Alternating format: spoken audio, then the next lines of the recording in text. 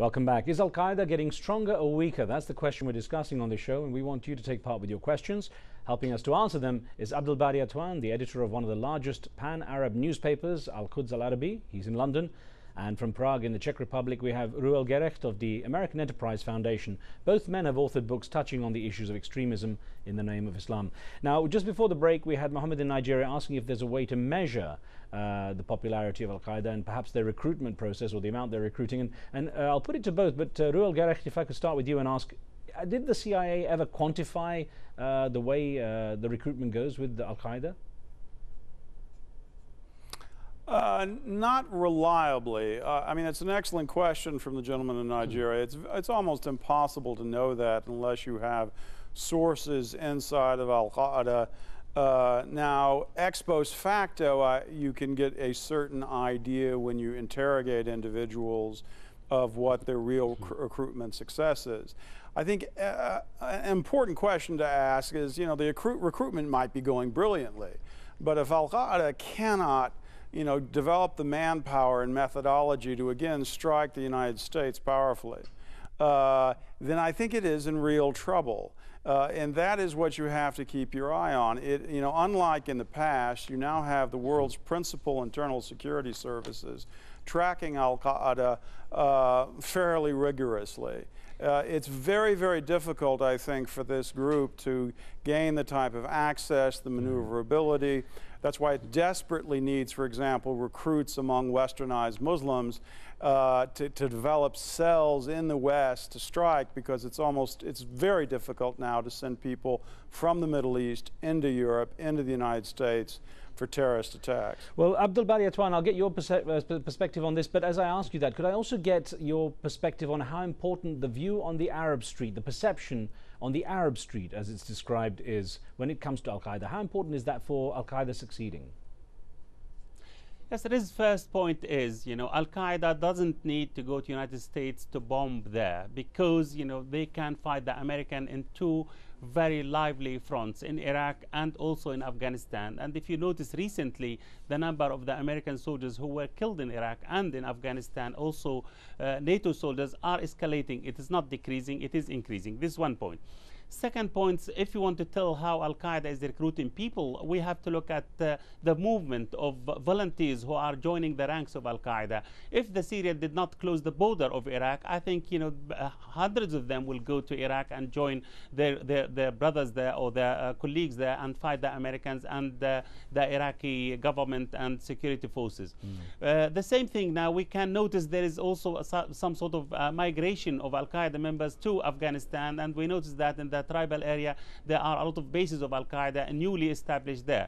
We're talking about the Arab worlds. It is true, Al-Qaeda never been popular in the Arab worlds, to be honest.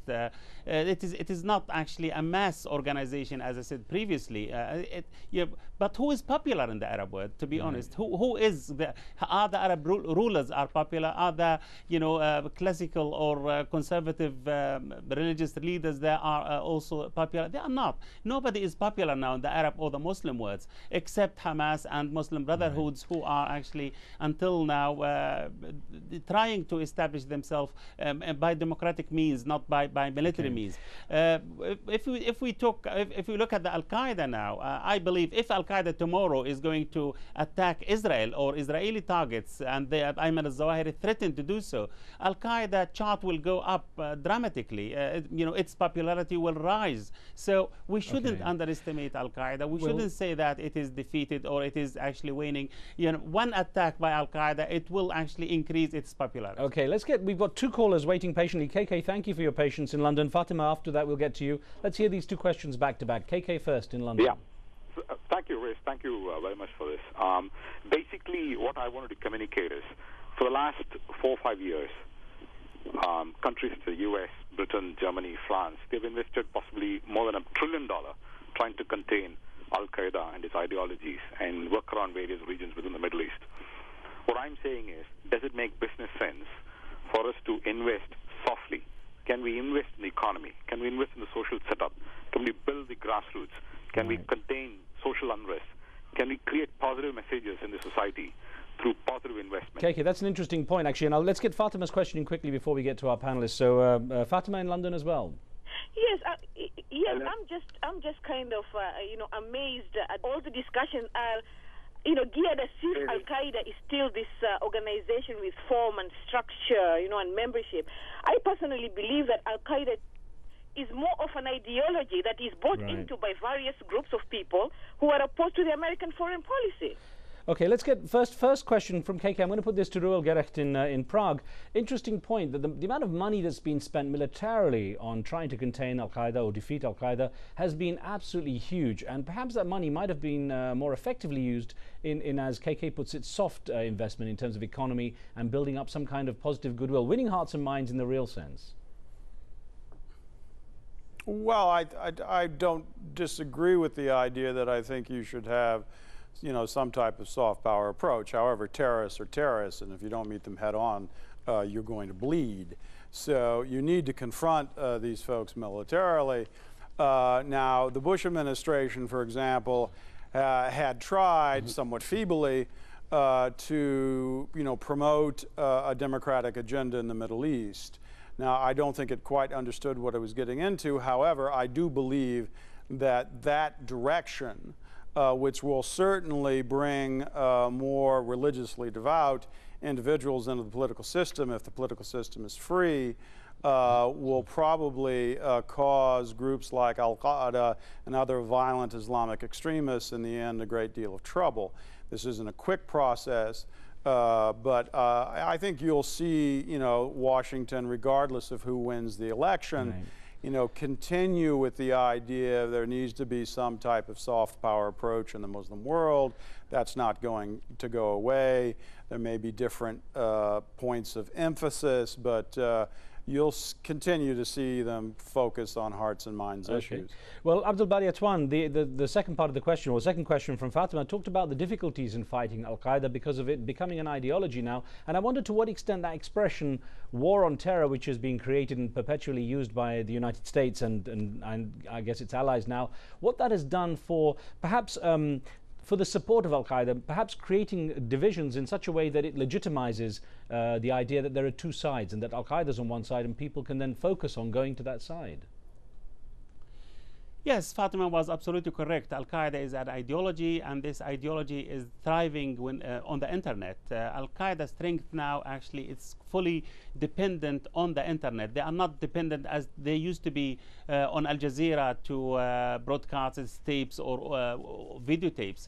Now they can log in on the Islamic sites, put their literature there, their materials, and they reach much wider audience. This is one thing. Second thing, I believe Al-Qaeda ideology is actually to manipulate the American mistakes in the Middle East, to manipulate the humiliation inflicted on the Muslim world because of these American wars and because of these American actually targeting Iraqi and Afghani and also Palestinian indirectly. So I think personally, I believe this ideology is thriving now, and definitely Al-Qaeda is more popular than the American foreign policy in the Muslim world if we talk about popularity. And America invested a lot of money actually in using military means in order to fight Al-Qaeda. They didn't invest and invent or invested on certain ideological aspect which can win the hearts and the minds of the Muslim by adopting a very just foreign policies. So as long as the Americans continue with these policies, I think Al-Qaeda will thrive. But other point is,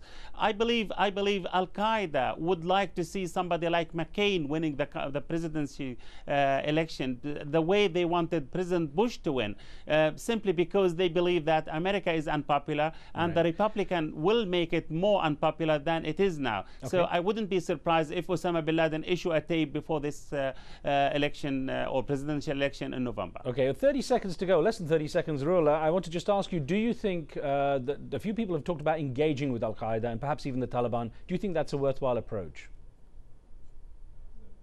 Oh, no. I mean, there's nothing to engage with Al-Qaeda. I mean, that's a bit silly. Now, the Taliban is a more complicated issue because it's such a multi-headed organization now in both Pakistan and Afghanistan. It's a very complicated creature. I'm afraid I've got to stop you. I've got to stop you down. There may be possibly. Sorry to stop you at that thought because we're out of time. But I want to thank you, gentlemen, both for being with us.